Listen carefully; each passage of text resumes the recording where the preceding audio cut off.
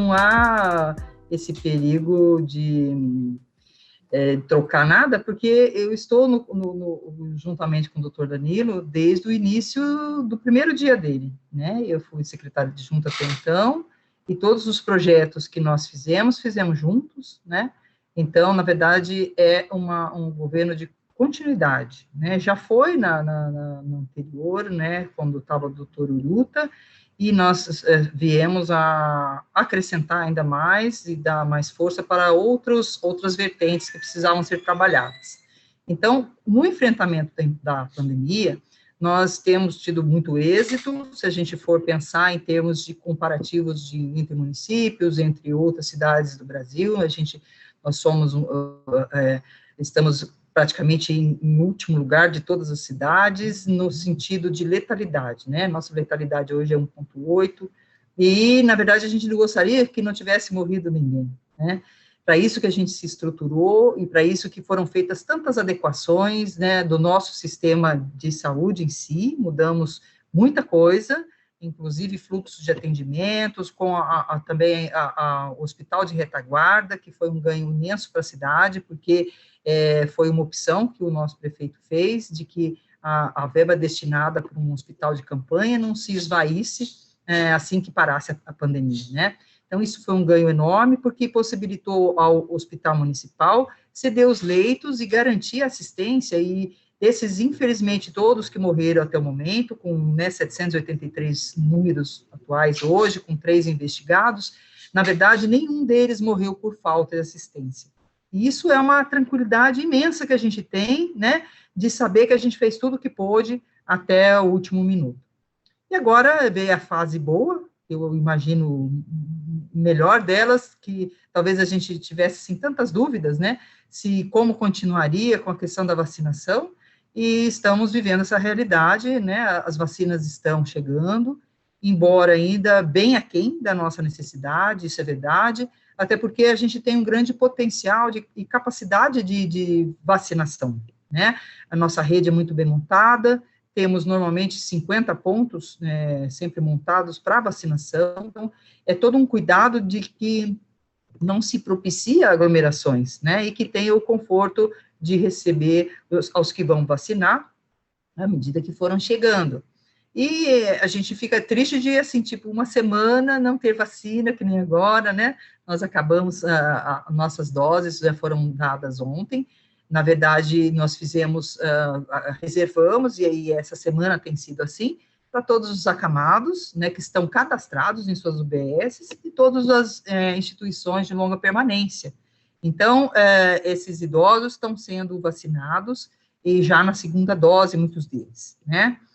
Aliás, dos ILPIs, todos são já de segunda dose, que nós fizemos 100% de cobertura já na primeira dose. Então, veio também as 11.040 doses para os profissionais de saúde, para a segunda dose, todos esses de linha de frente, mas a gente sabe que ainda tem bastante profissional de saúde que não faz parte da linha de frente e que ainda não tomou a primeira dose.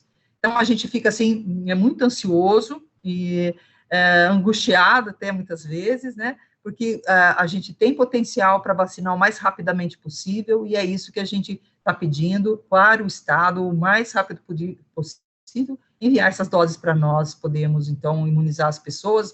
Claro que as que estão mais vulneráveis já foram vacinadas, mas ainda tem várias faixas etárias, lembrando que a faixa mais vulnerável é acima de 60 anos, né, estamos ainda em 80, porque otimizamos as remanescentes, senão nem nessas estaríamos, né, a gente recebeu doses para 85 ou mais. Então, nesse momento, então, é realmente a espera e a expectativa de que, a partir realmente do dia 23, as doses venham em número suficiente para a gente fazer a segunda dose dos que já vão estar em período de segunda dose, e ampliar para outras faixas e também para os profissionais de saúde que estão ansiosamente aguardando por isso. O meu desejo é que até o meio do ano, até porque a gente tem condição para isso, né? Desde que venham doses, não tem como a gente prever uma coisa que, na verdade, a gente não tem acesso, né? Então, assim, a nossa esquema de vacinação, nossas estratégias para ser mais rápida, é justamente o que a gente tem feito. Ampliar os pontos de vacinação, né? Então 40 UBS, 5 estratégias de saúde da família, as unidades avançadas receberam doses, né? São as 4 casas dos idosos e mais o CEF, que propiciou no último dia aí 310 vacinados dentro dos carros. Então, isso faz com que haja uma agilidade, né? Equipes preparadas por toda a cidade para vacinar. Então, em 3 horas, nós acabamos com o nosso estoque que a gente ainda tinha, fora esses que, naturalmente, foram guardados e reservados para os acamados e LPIs. Mas, assim, a nossa estratégia vai ser sempre essa. A nossa equipe está preparada, existe também a estratégia de, se for necessário, que venha um volume, se Deus quiser grande, e que a gente possa fazer um dia né, um sábado inteiro. Isso vai tudo depender, infelizmente, do número de doses que vierem. A nossa capacidade de trabalho é grande, mas sem doses não tem nem como fazer um cronograma. O fato nós estamos seguindo rigorosamente as diretrizes do Estado e do Ministério na questão de priorização das doses. Isso a gente faz realmente questão, e somente mesmo quando tem um remanescente, como foi o caso dessas doses que foram cedidas para os de 80 anos, quando a gente conseguiu uma cobertura até que muito feliz, de quase 40% do número do qual a gente tem conhecimento, segundo os nossos controles por faixa etária, número de habitantes. Eu penso que brevemente, porque tem essa população que foi vacinada em primeira dose, ela já está recebendo a segunda dose. E a efetivação da imunidade, para chegar no seu limite de capacidade, que a gente sabe que pelo Coronavac é de 54% mais ou menos, que não adquira doença, e caso adquira, vai ser de uma forma leve, que não necessite, em 100% não necessitaria de internações, muito menos que venha trazer a óbito. Então, eu imagino que daqui para frente vai potencializar a queda das nossas internações, porque quem mais interna e quem mais adoece são essas faixas prioritárias. Então, as doses, a primeira dose, ela, assim como a segunda, ela só tem um efeito máximo em nível sérico depois de 10 a 15 dias. Então, depois da segunda dose, de 10 a 15 dias, possivelmente essas pessoas que já foram vacinadas estarão imunes de uma forma bastante satisfatória. Penso que as pessoas é que têm que mudar realmente o comportamento delas de uma forma assim, e não é para agora. A gente sabe que mesmo os vacinados têm potencialidade de transmitir o vírus para quem ainda não foi vacinado. Então, assim, a questão de conduta pessoal e do olhar para o seu próximo, né?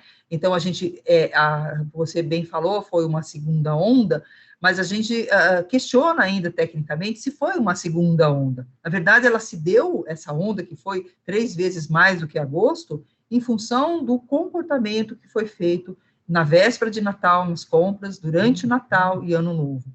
Então, o que, na verdade, a gente sofreu foi o reflexo de um mau comportamento, e que a gente, com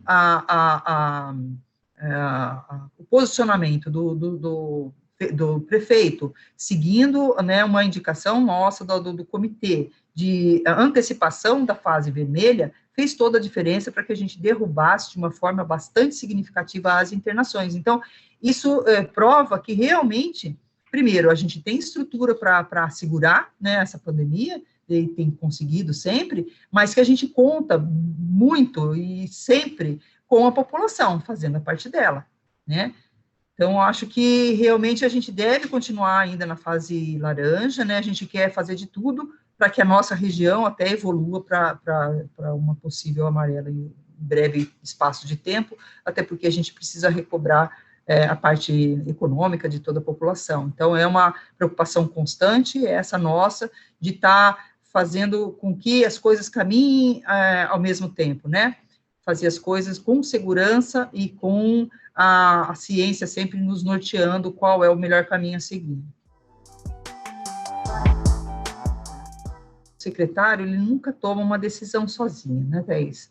A gente se apoia, como eu acabei de falar, no nosso comitê, que é bastante qualificado, para nortear essa, na verdade, a gente é uma recomendação que a gente faz ao senhor prefeito para que ele possa avaliar, né, junto à parte política, junto à parte do governo, o que é melhor. Na verdade, os critérios que são adotados, realmente a gente foi prejudicado em algumas vezes, muitas vezes ficamos no vermelho por conta da região, quando o nosso município estava sob controle, e tivemos alguns problemas com isso, né? E o contrário também foi verdadeiro, né? Na hora em que a gente viu que havia risco para a população, a gente, então, optou por orientar e ficar no vermelho. E eu acho que foi super acertado em função de todas as mortes evitáveis que a gente conseguiu dar. Então, assim, o Plano São Paulo é um bom plano, tanto é que a gente não tem nem o que questionar, somos hierarquicamente subordinados ao Estado, mas a gente também tem o nosso cuidado, porque a gente sabe que, assim, uma região toda não pode refletir, às vezes, um município que está sob controle, como foi o nosso caso, né? A gente não pode ser prejudicado em função de outros que talvez não tenham a mesma condição de controle igual. Então, nesse ponto, talvez haja mesmo algum descompasso aí de entendimento do Plano São Paulo e o nosso. Mas, assim, em nenhum momento a gente foi negligente nesse ponto, né? Todas as vezes que optamos por realmente ir em frente com a nossa ideia, foi porque cientificamente a gente comprovou que a gente, utilizando os próprios critérios do Estado, nós tínhamos condição de passar naquela época para o laranja ou para o vermelho, como foi o caso agora no maior pico que deu agora. Olha, da pandemia, assim, na verdade, o desafio maior está sendo agora substituir o doutor Danilo, por tão querido que ele é e por tanta credibilidade que ele passou para a população, e isso aí talvez seja um desafio, assim, eu convencer a população de que nós estamos no mesmo caminho, no mesmo rumo, com os mesmos projetos, e que eles possam confiar, porque o time ainda é o mesmo, né? O doutor Danilo precisou sair, e eu, na verdade, eu o substituí com a intenção de continuar os projetos dele, nada mais, nada além disso, né? E a pandemia, eu acho que são muitas, assim, é uma infinidade de aprendizado que nós tivemos, né? Um deles é esse que nós estamos vivenciando agora, nesse momento, né? Nós faríamos, possivelmente, sempre pessoalmente, né, sem nenhuma preocupação.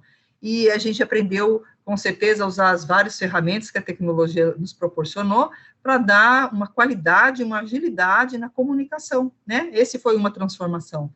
E a outra, que eu acho que é uma parte bastante mais sensível, que é a emocional, eu acho que todos nós devemos, ou quem não se aproveitou disso, realmente rever alguns valores e de família, da empatia, de se colocar no lugar do outro. Na verdade, trouxe muito ganho nesse sentido, né, de evolução até mesmo espiritual para cada um de nós.